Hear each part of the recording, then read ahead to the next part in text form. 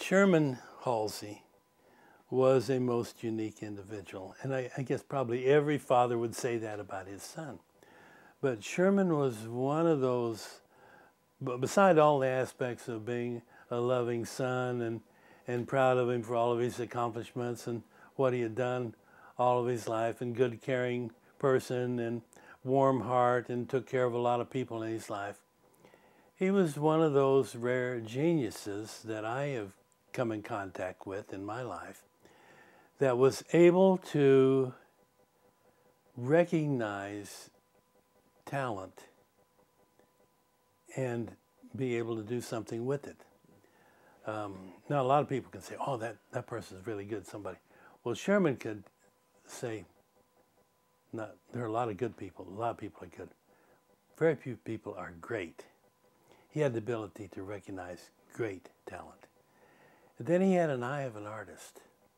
And this is where he got involved and wanted to do films and started doing films. Went to a film school at the KU, Kansas University. And he interned with Dick Clark. And of course, being around the music and entertainment business all of his life, I mean, he grew up in it. He was at the shows and he put posters out, and then he started promoting his own shows when he was in high school.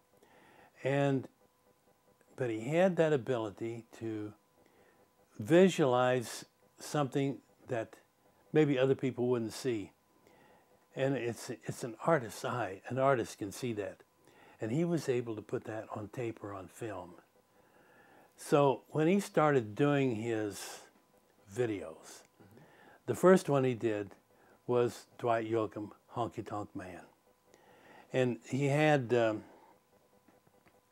been managing Dwight, and he saw that crossover potential of Dwight Yoakam, and by doing a video would be able to reach the masses, the multitudes. Not just country music, but all types of music. So he went to Jeff Aronoff at Warner Brothers and told about this video that he wanted to do with Honky Tonk Man. And it wasn't a country music video. It was a video that would and could be played on MTV, which there'd never been a country act on MTV. And Jeff says, well, how do you see it? And Sherman explained the video, what he did with the fast cuts and the looks and this and that. And Jeff said, have you ever done a video before? Sherman said, no. He said, okay, do it, and here's your budget. So Jeff Aronoff was one of those visionaries too, still is. So Sherman cut that video with Dwight, and it was a masterpiece. It won all kinds of awards. And of course, it boosted Dwight Yoakam into almost instant stardom because it was a pop video at the time. There were country music videos were mainly done on tape in poor quality, and just turn the cameras on and shoot singing the song. I don't know how many cuts he has in this video, but he also did it on film, on 35 millimeter, and which was the first country video that had been done on film. Well, it not only won all kinds of awards, it won the MTV Award of the Year. It was the only country music and the first country music video to play on MTV. So Sherman went on from there, and he and Dwight became really good friends, and they were friends up until Sherman died. Dwight Yoakam was one of his closest, as was Tim McGraw. Sherman saw the same thing in Tim McGraw, that same ability to reach beyond a country music audience. So when they shot that first video, it was an expensive video, but they also did that on film too, called Indian Outlaw.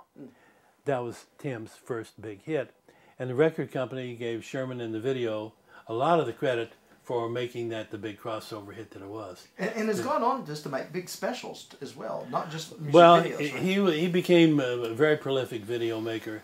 He's probably made over 250 music videos, everything from Def Leppard to Kid Rock to Crystal Gale to Tanya Tucker.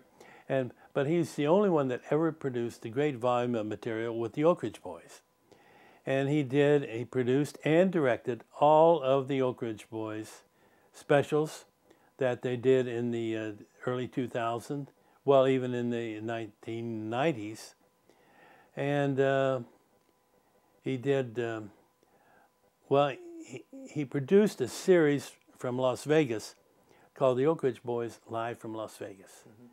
And it was the #1 music show on TNN for 2 years. And he had all the big stars on that. But here was part of Sherman's vision.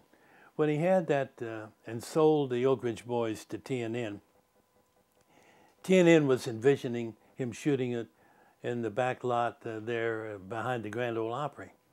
And Sherman says, no, we want to take him to Las Vegas where we have a total different look, and it's bright and fresh and it's energetic. And because of our associations in Las Vegas, we knew that the Elvis stage was still up at the Hilton, but they were getting ready to tear it down. So Sherman made a few calls. He went out there.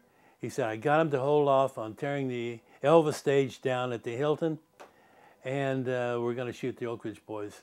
So they shot 15 shows in 3 weeks' time there, 1-hour specials, and with everybody on it from Tom Jones to Kenny Rogers to Tim McGraw to Hunter Hayes to Little Richard. And the name of this was the Oak Ridge Boys. Live from Las Vegas. Live from Las Vegas, okay. Well, it became the #1 music show on TNN for 2 years. It ran 15 weeks in a row, and then they would run it again in, in half a year.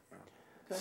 So that was quite a feat. Then, when Tim McGraw was getting ready to do his NBC specials, he held off doing them until he was assured Sherman could direct them. Mm-hmm. So Sherman directed all 3 of Tim McGraw's NBC specials.